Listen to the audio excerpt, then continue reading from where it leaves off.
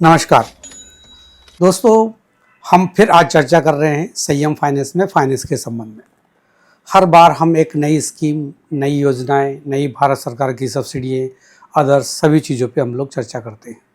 आज हम बात करेंगे कि अगर व्यक्ति ने सोचा और वो कुछ कर सकता है तो बहुत सारे ऐसे प्रोजेक्ट होते हैं जिसके लोगों ने वो सोचा भी नहीं होगा।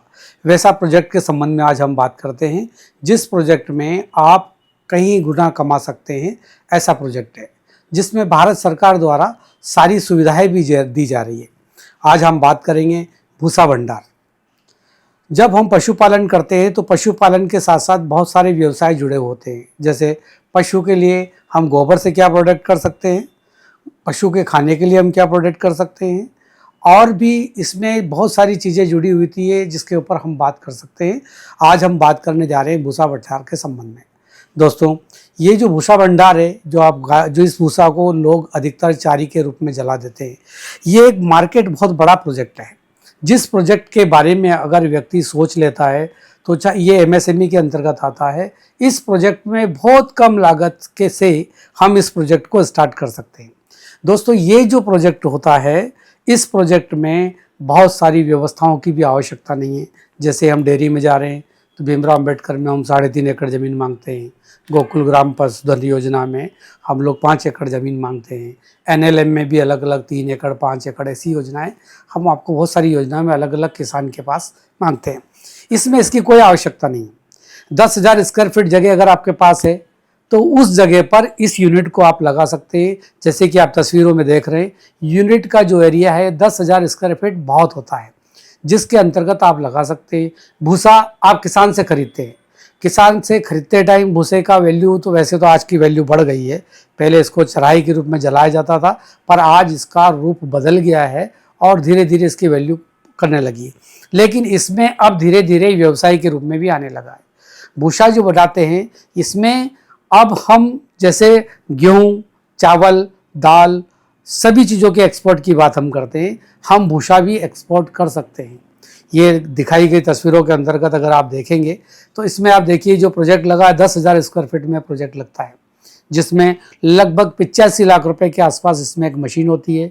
10,000 एरिया में आप एक शेड तैयार करिए और बहुत ज़्यादा दिमाग लगाने की इसमें आवश्यकता नहीं है। बहुत कम जगह पर स्टेब्लिशमेंट करके और भूसे को मशीन के द्वारा 5 किलो, 10 किलो, 2.5 किलो, 25 किलो और 50 किलो की पैकिंग में आप इसको तैयार कर सकते हैं। तैयार करके इसको मार्केट में सेल कर सकते हैं। इस प्रोजेक्ट के लिए विशेष किसी भी क्षेत्र की आवश्यकता नहीं है, आप ये कहीं पे भी लगा सकते हैं। इसके साथ साथ इसमें लगने वाले दस्तावेज बहुत ज़्यादा नहीं होते हैं। जैसे 10,000 स्क्वायर फीट में अगर आप लगा रहे हैं, ज़मीन आपकी है तो बेहतर है, नहीं है तो आप इस ज़मीन भी आप लीज पे ले सकते हैं। लीज पे ज़मीन जिसकी लेते हैं उसमें लगभग 10 वर्ष की लीज आप ले लीजिए। जिस व्यक्ति से लेते हैं, अगर आपके पास अलग से कोलेटरल है, सिक्योरिटी गारंटी में अगर आप देने के लिए आपके पास अलग से कोई व्यवस्था है, तो हमें इसकी आवश्यकता नहीं है कि लीज रेंट वाला ऑनर भी आपके पेपर पर हस्ताक्षर करे। अगर अलग से कोलेटर है तो हम लीज की प्रॉपर्टी पर भी इस यूनिट को लगाया जा सकता है। यूनिट लगाने के लिए बहुत बड़ा दस्तावेज की आवश्यकता नहीं है। नंबर 1, आधार कार्ड, पैन कार्ड, उद्योग आधार में आपका रजिस्ट्रेशन होना चाहिए, गुमास्ता आपके पास होना चाहिए, जहाँ से आप मशीन ले रहे हैं उसके कोटेशन आपके पास होना चाहिए, 1 साल की बैंकिंग होनी चाहिए और आप सिविल वर्क के आपके पास कोटेशन होना चाहिए, 3 साल का इनकम प्रूफ आपके पास होना चाहिए। इससे ज़्यादा इसमें पेपर की आवश्यकता नहीं है।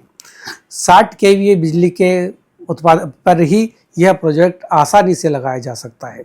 इस प्रोजेक्ट में हम जब लगाते हैं तो पूरी कास्ट लगभग 1.25 करोड़ से 1.5 करोड़ के आसपास ये प्रोजेक्ट कास्ट जाती है, जिसमें से गवर्नमेंट आपको 40% सब्सिडी देता है। सब्सिडी जो आपको मिलेगी वो मिलेगी नंबर 1 मशीन के ऊपर, नंबर 2 सिविल वर्क के ऊपर, नंबर 3 इलेक्ट्रिसिटी के ऊपर।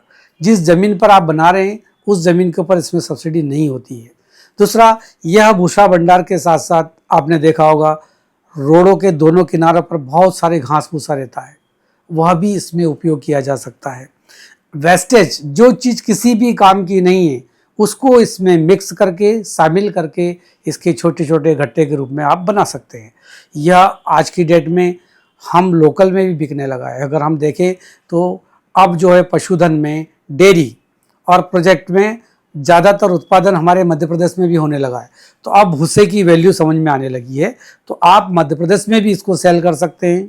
जैसे नगर निगम, नगर पालिका, गौशाला, ऐसी बहुत सारी समितियां होती है जहां पर आप इसमें टेंडर में भी पार्टिसिपेट कर सकते हैं और इस प्रोजेक्ट को आसानी से आप मार्केटिंग कर सकते हैं। साथ में अगर इस प्रोजेक्ट को आप टेंडर के साथ साथ एक्सपोर्ट भी कर सकते हैं। सऊदी अरब, अदर्स जगह पर यह 30 किलो की पैकिंग में और 10 किलो की पैकिंग में पैकिंग होकर के जाता है।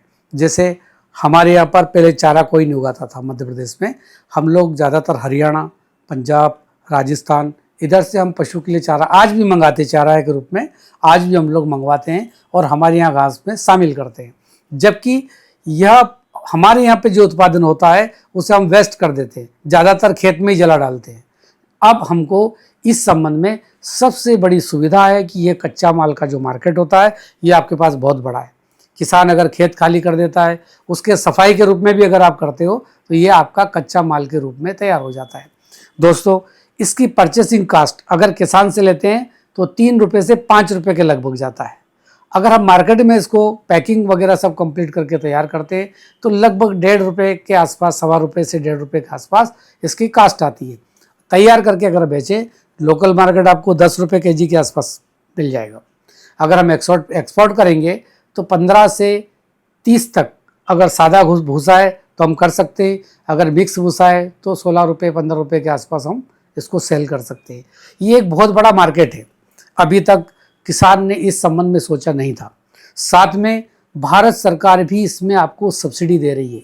अगर आपने 1.5 करोड़ का प्रोजेक्ट लगाया तो आपको 60 लाख रुपए भारत सरकार की तरफ से गिफ्ट के रूप में, सब्सिडी के रूप में आपको प्राप्त होगा।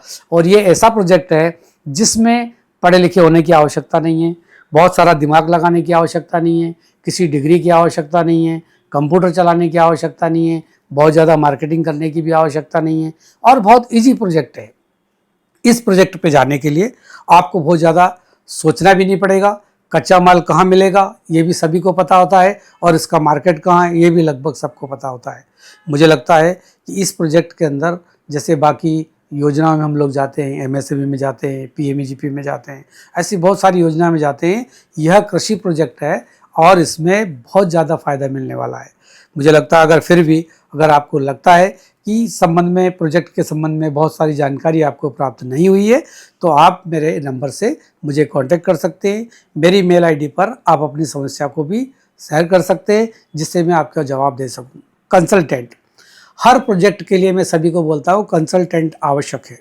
कंसल्टेंट के बगैर आपका प्रोजेक्ट अधूरा है, क्योंकि आप खुद प्रोजेक्ट लगाने के लिए अगर जाते हैं तो आपकी समझ कम होने के कारण इन्वेस्टमेंट ज़्यादा हो जाएगा। कंसल्टेंट की फीस से कई गुना ज़्यादा इन्वेस्टमेंट इस चीज़ से हो जाता है कि आपको नॉलेज नहीं है।